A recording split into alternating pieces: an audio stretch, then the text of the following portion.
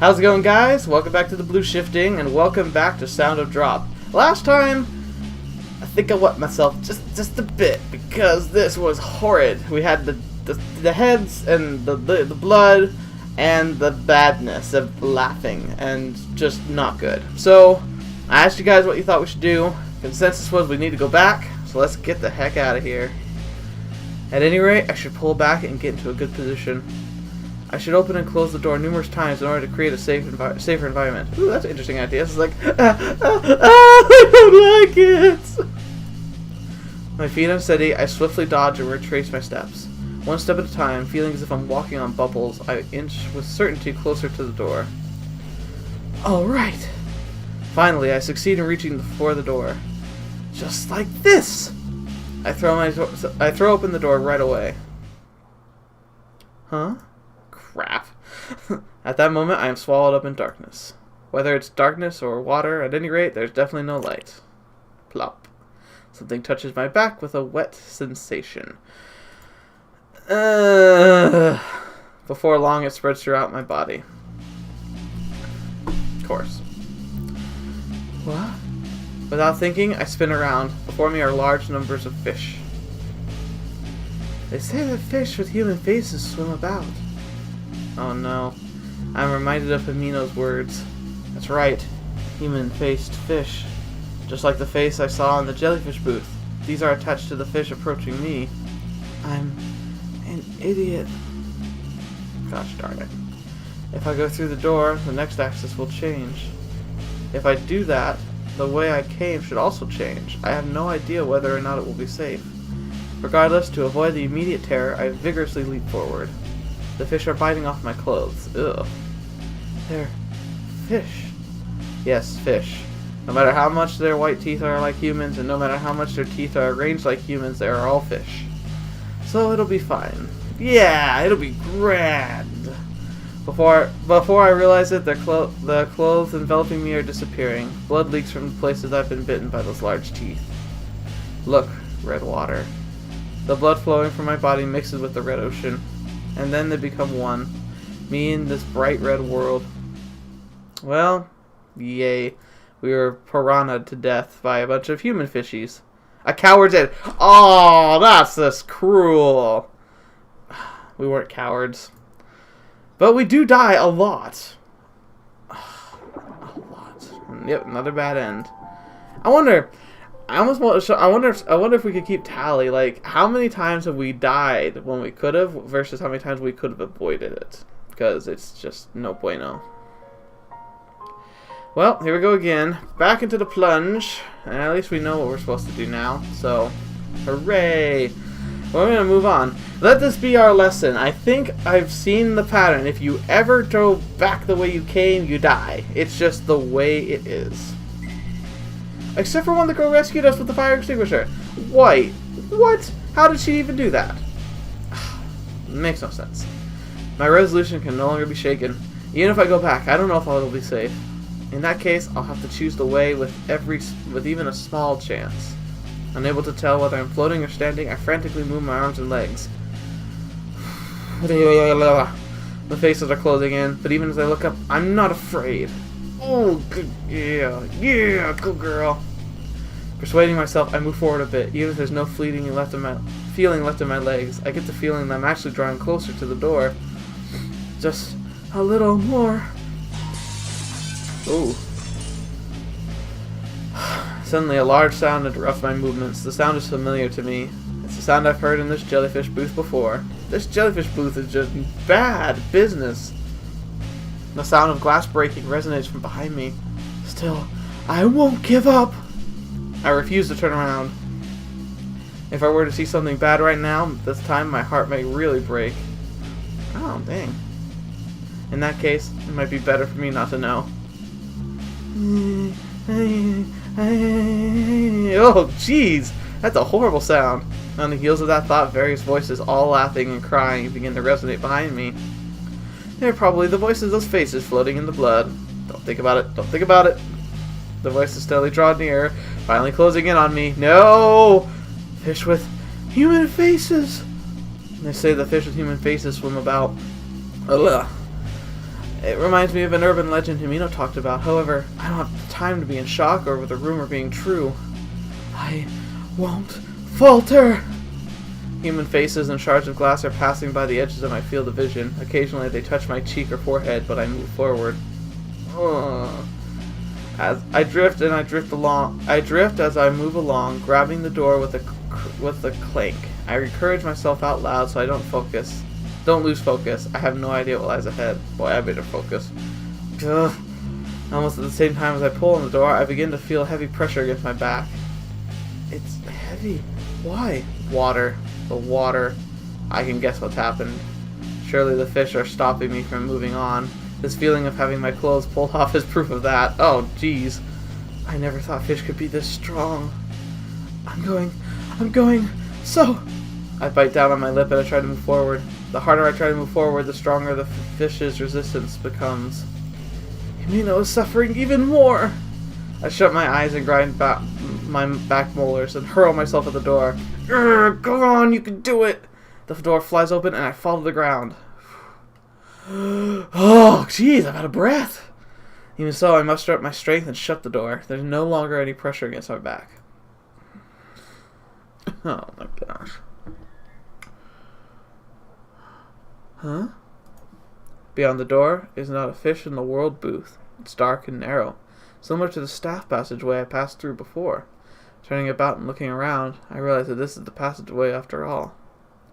So the jellyfish booth had at least 3 doors. The one I'd initially come in through, the one that leads to the entrance, and this door that connects to the staff-only passage. A closer inspection shows me that the walls are made of one-way glass. It's been created using something stronger than acrylic fiber. There's water in the space between, serving as a border between the booth and the other side, like a magic mirror. It's been made so that customers cannot see the staff members moving about. Oh, that's clever. From here, I can see the Fish of the World booth. Somehow this place feels safer when compared to the jellyfish booth.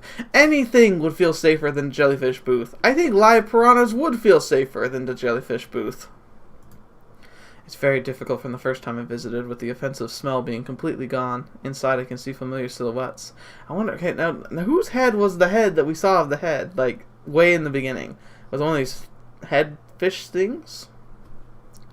I wonder if we're going to find out. Uh-oh. That's 2 females. One is an adult, the other is a girl. Fetch. I clicked the wrong button! Ah! The visibility is a bit dicey, making it hard to tell, but that looks like the girl from earlier, and... Saganumia Riko-san. I can never do the names! I'm so sorry! Saganumia and Riko-san. The female aquarium employee, the heartless one, the one who said Himino cannot be saved. The 2 of them are in front of the tank I'm looking at. The fact that they haven't realized I'm there must mean this is really something of a one-way mirror. Both of them are facing each other, their expressions grim.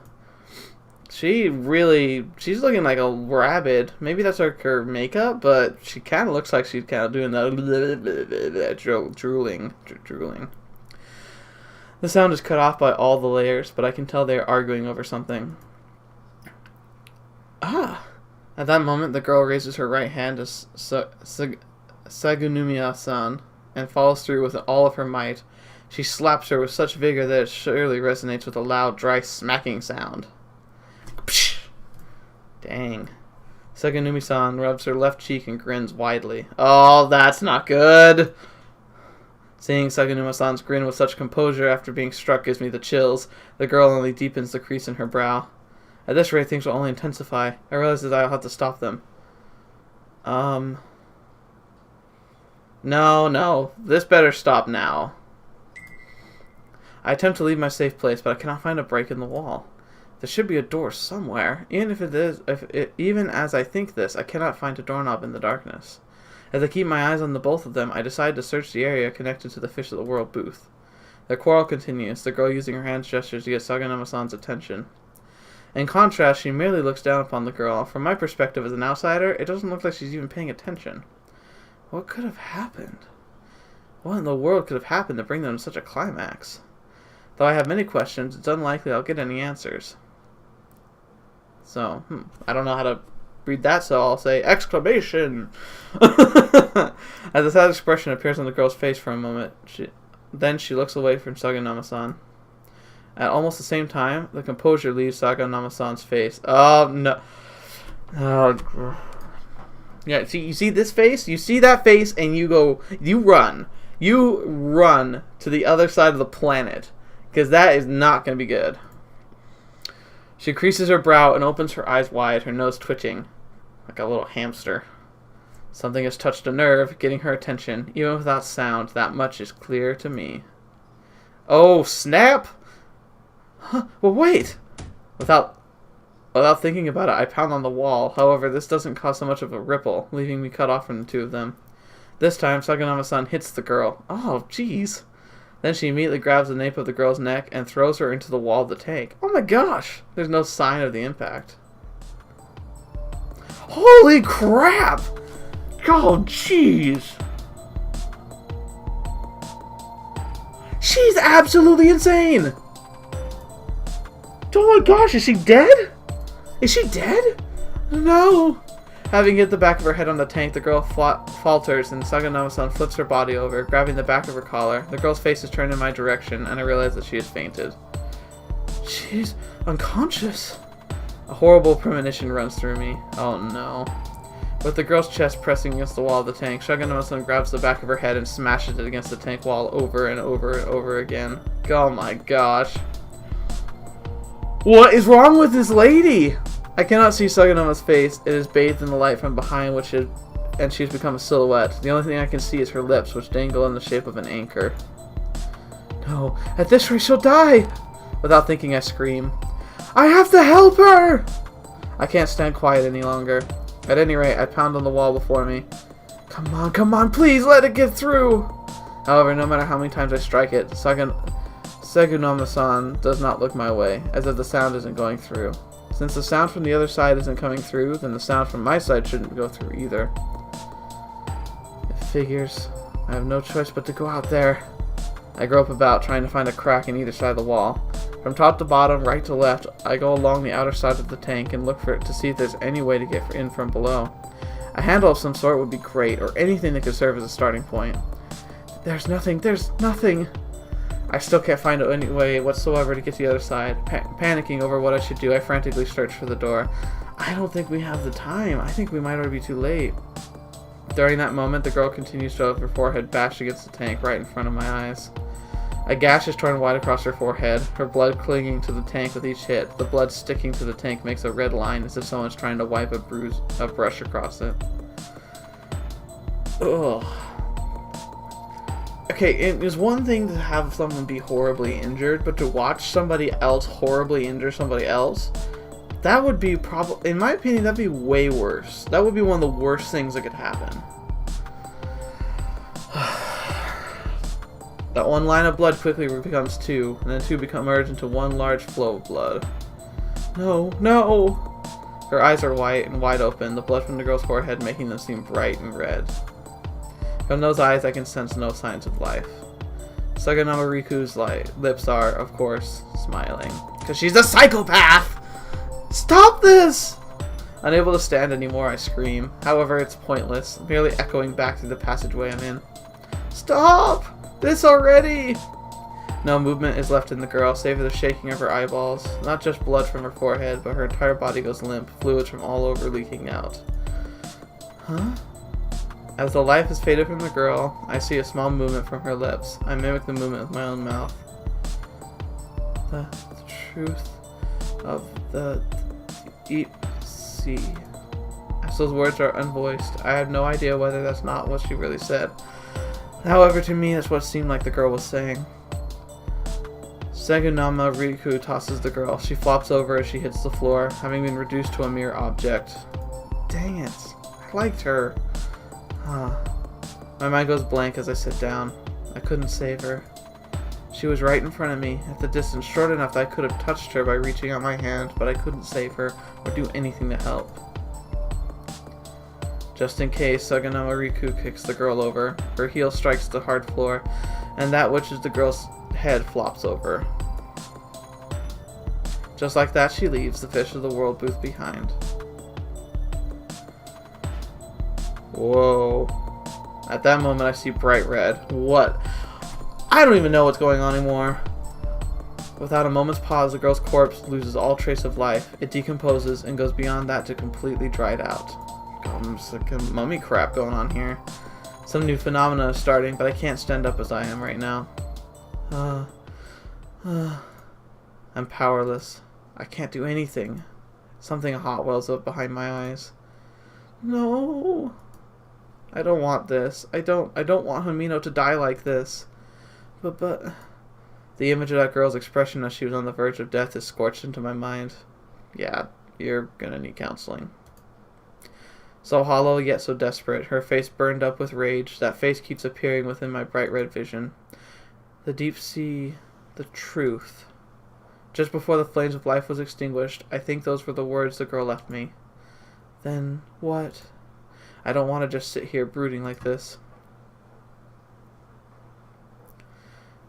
Big sister. That voice just now. Even though it feels easier just to break down and cry, hearing the voice of my little sister from somewhere brings me back. That was Marie's voice. Big sister, come this way. Marie, where are you? This way. Over here. Where? Where? I said this way. Over here. It is Marie. It's Marie's voice. It really is. But from where? I don't like this either. Before I realize it, I'm on my feet. Marie's voice echoes about the room like an announcement from the loudspeaker, but I can't find the source. I don't want to lose sight of this one strand of hope that has filled my whole left in my feelings of anxiety. Let's go. I cannot forget that girl's death. Stricken with grief and near the breaking point, I hold myself together. Thanks to Marie. Oh my gosh.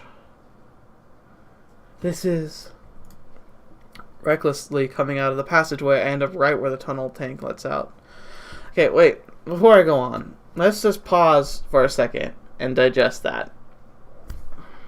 The girl who saved our life was literally murdered by a psychopath, who we are trapped with inside this realm of time jumping and overall death.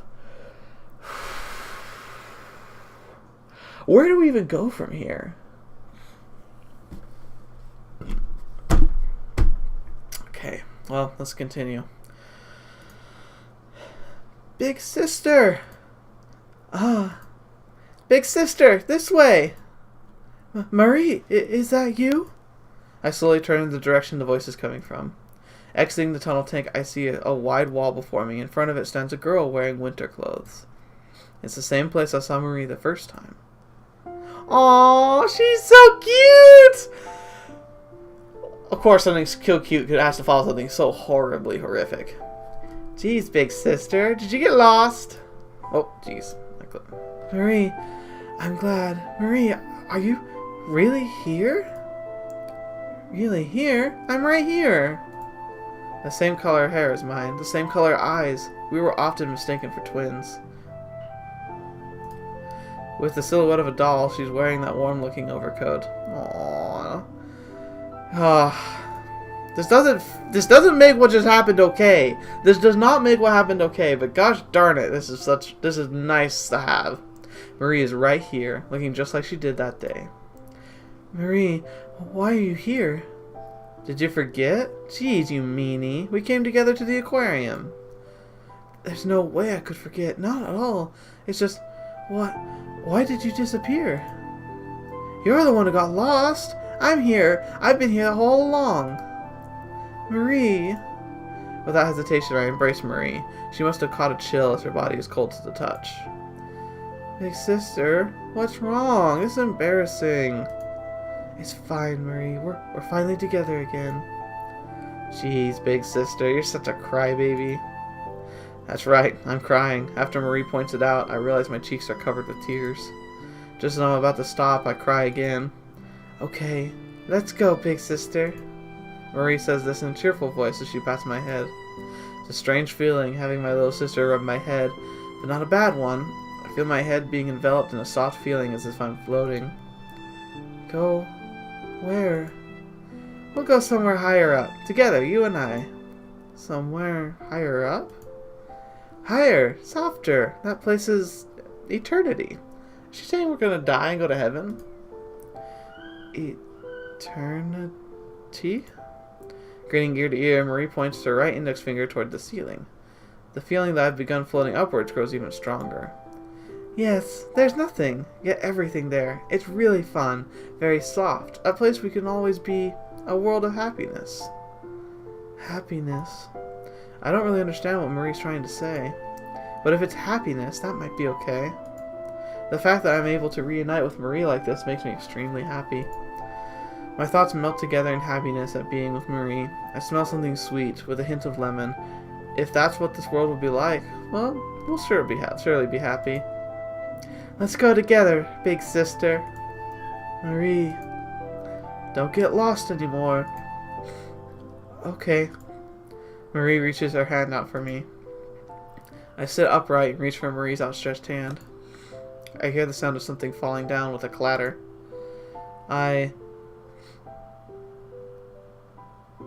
What? Oh no. Oh, my stomach just did a flip. I think I know what we're gonna have to do. Some sound happens. We don't know what. And we get a choice.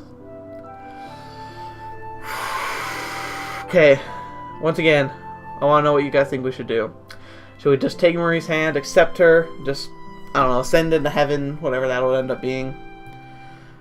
Or do we turn around at the odd sound we heard just a second before we decided to take her up on the offer? Something that made a sickening, slapping sound. Which we probably don't want to know what it was, but I once again think we probably need to. So, goodness, I don't even know. I have a feeling we're getting close to the end, guys, so thank you so much for sticking with us. I want to know what you want us to do, so please comment down below, even if it's just one word, you know, like go or wait. Just say something, let me know what we should do next. Please leave a like if you enjoyed this episode, and subscribe for more weekly videos. I'm doing lots of visual novels. They're probably my favorite. I even have the next one lined up. I contacted even the developers to make sure that they were okay with it. It's a brand new one. I'm very excited to see what it's going to be like. It should be hilarious. I'm also very excited to announce that I'm starting a new series on Twitch on the weekends. Definitely going to be doing something every Saturday, maybe even every Sunday, based on my schedule and seeing how things go. I'll always post a little video the day I'm doing a live stream during the stream, so if you see it pop up, you know I'm doing it. I also ask you, if you want, to go ahead and follow me on Twitch so you can get those, you know, like alerts yourself. We had a lot of fun last time, and I look forward to doing it again. I did it with a good friend of mine, Pat Kilo. He's also got a YouTube channel, so come check it out, see what it was all about. Anyway, guys, thank you so much for spending time with me. I hope to see you in the next video, and until then, see ya.